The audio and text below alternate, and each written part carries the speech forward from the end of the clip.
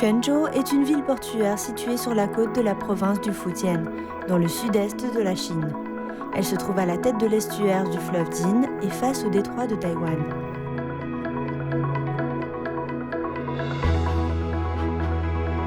Quanzhou est le seul point de départ de la route maritime de la soie reconnue par les Nations Unies. C'est une ville historique avec un fort accent culturel traditionnel.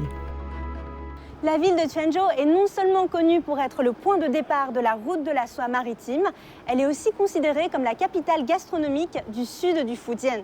Et à Beijing, il est aussi possible de goûter à ces spécialités ainsi qu'aux recettes d'autres régions de la province. Et c'est pour ça que nous sommes venus ici, à l'hôtel du Fujian. C'est parti. Et je propose de commencer par un plat de la ville de Quanzhou. Bonjour, chef Sun. Parmi ces plats devant nous, lequel est le plus représentatif de la ville de Quanzhou? C'est le canard et l'étouffée au gingembre. Pourquoi celui-là? Parce que ce plat est originaire de Quanzhou. Il s'est ensuite répandu dans les régions voisines, c'est-à-dire le sud du Fujian ainsi que Taïwan. C'est pour ça qu'il est le plus typique de la ville. J'y goûte d'abord. La viande a une belle couleur brune. Regardez. La viande est tellement tendre que ça demande quasiment aucun effort de mordre dedans. C'est tendre, mais en même temps, il y a un petit peu de mâche. Je vais aussi goûter à un morceau de gingembre. Effectivement, on sent le goût poivré du gingembre, mais ce n'est pas trop piquant. Avant la cuisson, les morceaux de canard sont blanchis. Puis on fait revenir les tranches de gingembre dans de l'huile de sésame. Il faut absolument utiliser du gingembre maturé. Une fois qu'on les a bien fait revenir, mettez les morceaux de canard, du vin de cuisine et l'assaisonnement. Puis laissez mijoter 40 minutes à feu doux.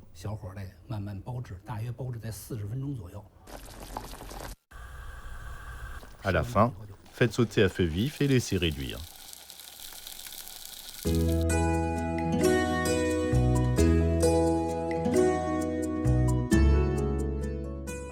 J'ai hâte de déguster à ce Bouddha qui saute par-dessus le mur. Ah, c'est bon. Puis je vais goûter à la soupe. La soupe est vraiment épaisse. Tout à fait. On sent plein de goûts différents. Elle est épaisse, regardez la couleur. Elle est épaisse, elle est très goûteuse, savoureuse. Cette soupe est très compliquée à réaliser. Tout d'abord, on prépare le bouillon de base.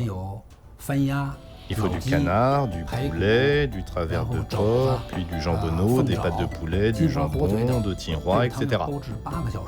Ce bouillon demande 8 heures de cuisson. Pour la soupe, il faut des ormeaux, des champignons, des œufs de pigeon, des noix de Saint-Jacques, des tendons de jambonneau, des vessies natatoires et du concombre de mer.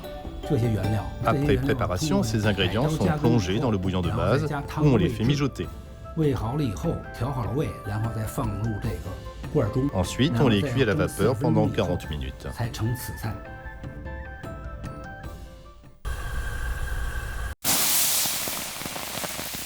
La réussite de cette recette dépend du bouillon de base. Comme le chef Sun l'a évoqué, il faut laisser mijoter pendant des heures différents ingrédients dans un pot couvert par une feuille de lotus. La préparation doit être ensuite filtrée pour obtenir un bouillon de base clair. Un proverbe local dit « un bouillon de base, 10 soupes différentes ». C'est-à-dire que les gens du Fujian excellent en soupes de saveurs différentes avec des ingrédients spécifiques. Par exemple, cette soupe de poule au coquillage demande également une longue cuisson. On fait bouillir du porc, du poulet, du bœuf avec du vin jaune et d'autres assaisonnements. Puis, on laisse mijoter longuement et on filtre pour avoir le bouillon de base clair. Avec le Bouddha qui saute par-dessus le mur, cette soupe est une belle illustration de ce proverbe. Oh, la soupe est claire. De nouveau, c'est une soupe savoureuse. Et puis je vais goûter à ce fruit de mer, qui est une sorte de coquillage. Je disais que la texture était croquante. C'est une texture qui me rappelle un petit peu certains champignons.